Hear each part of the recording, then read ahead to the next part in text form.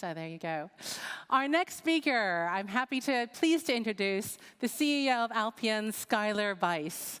Alpian has won the Top 100 FinTech Award in Switzerland. And just a little bit about Schuyler. So Schuyler has been over the last decade in digital innovation. First, actually, as head of digital innovation, you can come on up, Schuyler.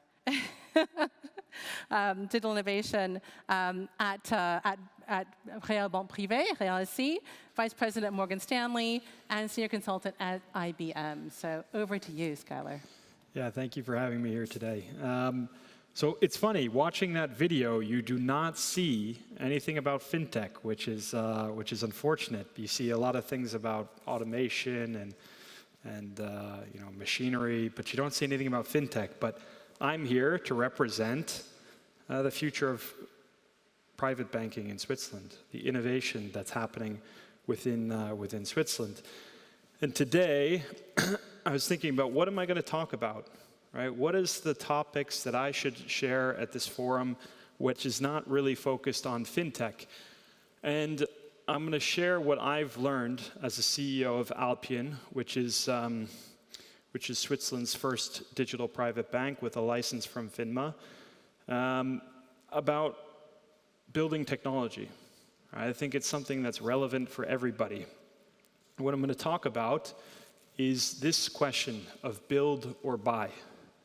Right? So when a lot of companies or a lot of people go to build their future company, their future tech, they think, well, do I build it myself or do I buy it? And what I've found is that building it is typically favored by people who are creative, by creators. They're people who say, I don't like how anybody else has done it, I want to do it myself. Whereas when you buy, it's favored by managers, right? People who aren't so creative, they just want to manage the process and make sure that that gets done. And each of these has their pros and cons. So for example, when you build, you get to choose what you build, exactly what you build. All right? So you get a blank sheet of paper and you get to decide, okay, what do I want to fill that blank sheet of paper with? But when you buy, you don't get that opportunity. The only thing that you can do is take what somebody else gives you and put that in place. In addition, when you build, you've got your own IP. You can differentiate from other people, right? If you buy something, then anybody can buy it, right? Anybody can buy it. If you can buy it, anybody else can buy it. But if you can build it, you can build something quite unique. You also control the speed, the direction, and the cost of the things that you build, right? If you want to put more money into it, increase the speed, you can do that. If you want to take your foot off the gas, you can do that as well. But on the buying side, you have predictable costs, right? So when you're building it, you're fully responsible for the costs that you bear. When you buy it, somebody else is responsible. But then you have predictable costs, but keep in mind, a margin is going to be baked into that build. And I think one of the key things about build versus buy is, do you want to take the responsibility or not? Right? If you build it yourself, it's your responsibility. If you fail at building it, you only have yourself to look at for that. Whereas if you have somebody where you buy it from them, if you buy a technology from them, then it's their responsibility, and it's only your job to make sure that they deliver on that.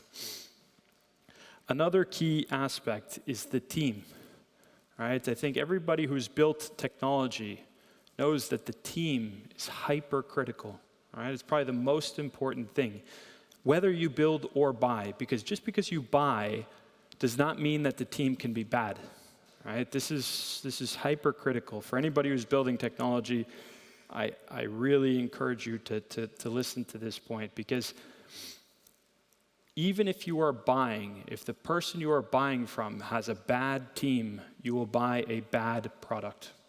It's as easy as that. And so whether you are building your own team or you are buying a technology from another company, make sure that the team that builds the technology is excellent. Okay, so these are some of the factors that you can think about when you're deciding to build and buy. And more or less, the way that I think about it is, you build and buy, right? So I'll come into this in a second, but if you're building a complex ecosystem, the answer is not to build or to buy, it's to build and to buy.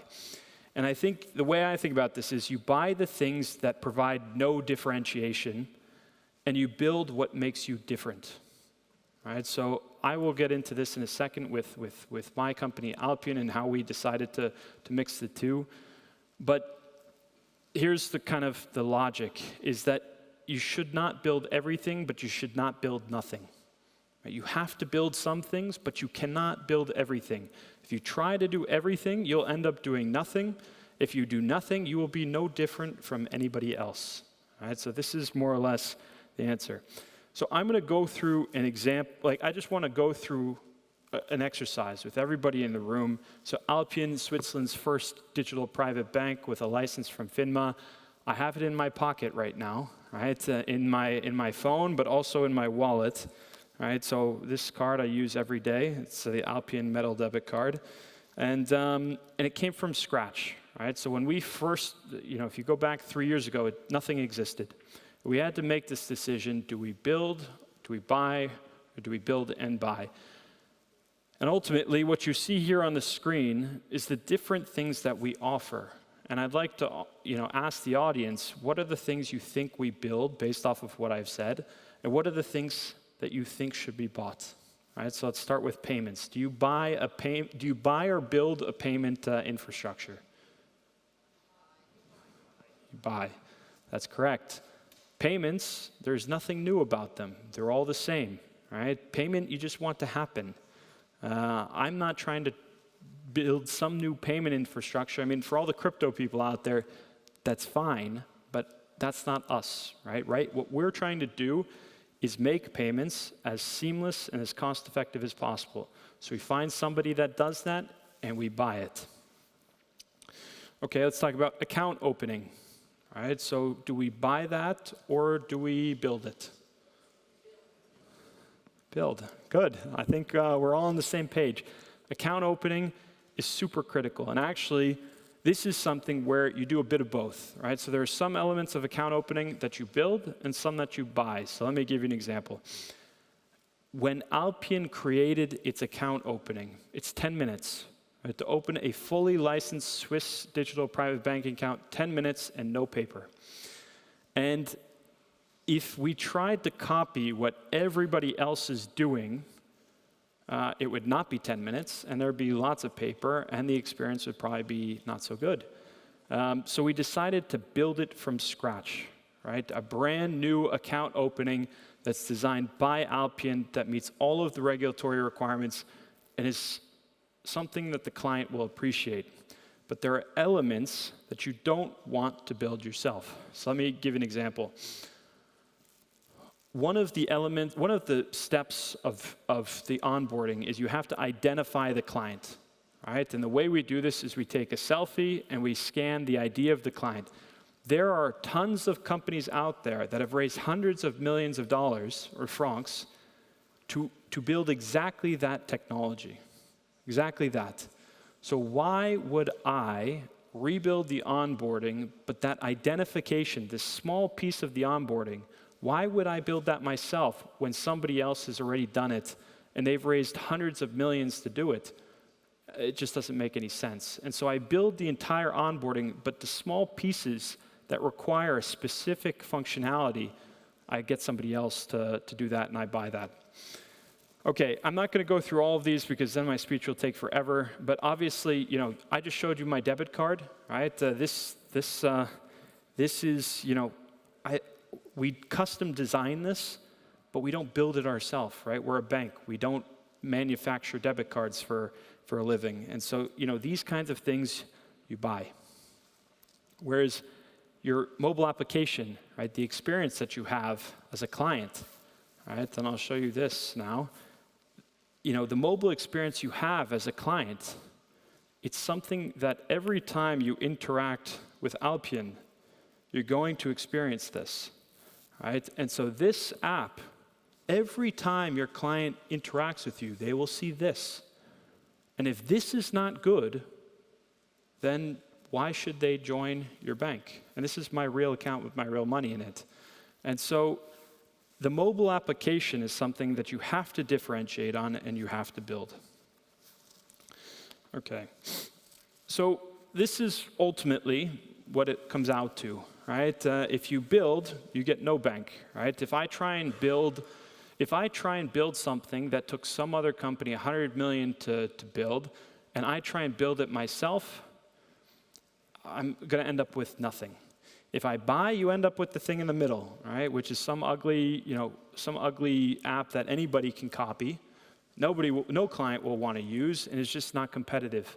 But if you build and you buy, then you end up with what's on the right, right? And this is not a sales pitch. It's just trying to help everybody understand that the path that I've taken for us to get to where we are, it's because I've learned along the way. I had to learn that I could not build everything, and I had to learn that I could not buy everything.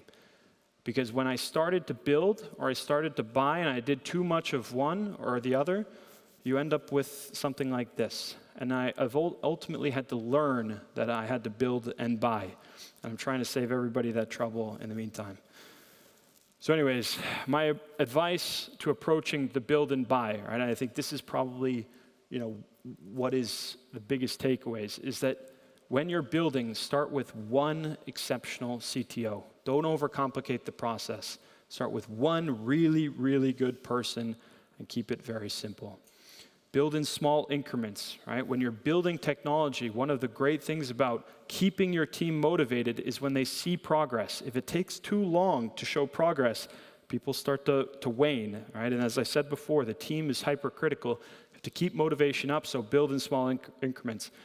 Focus on the quality rather than cost, right? So a lot of people will try and save cost. When you do that, you'll end up paying more in the long run, and you will lose on quality.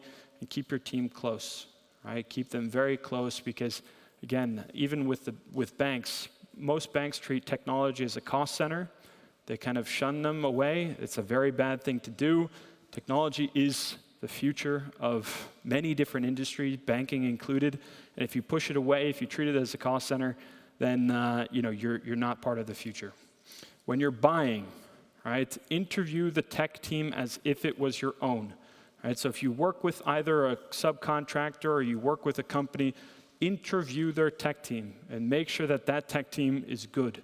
Because if it's not, it means their tech is not good. Differentiate between product companies and implementation companies. There are some companies that are very good at building products, but very bad at implementing their products. And there are some companies that are very good at implementing products, but are very bad at building products. And you need to make sure that when you engage with somebody you're buying technology from, you understand what they are. Hire experienced project managers. So this doesn't need to be explained, but I think one of the mistakes that I've made in the past is I underrated how important a project manager is. I thought, everybody else can do that work. We don't need to hire a dedicated project manager. It's wrong. You should hire a dedicated project manager if you have the resources to do so.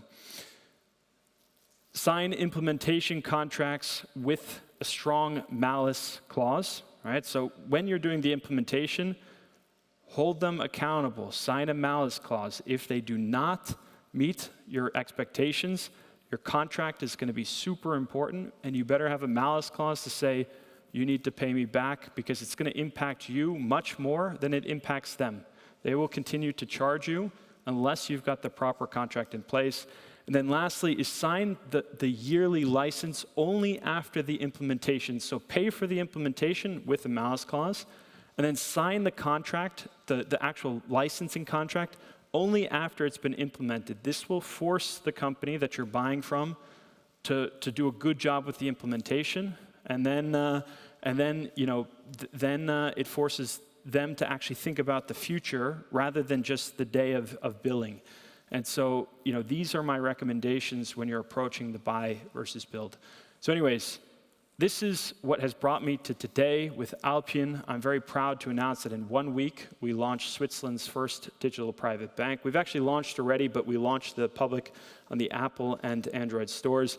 And these lessons that I'm sharing today, I don't think it's relative just for finance. This is relative for every person or every company that wants to build technology. And so I hope that everybody gets the chance to implement what I've shared today, and I wish you all the best. Thank you.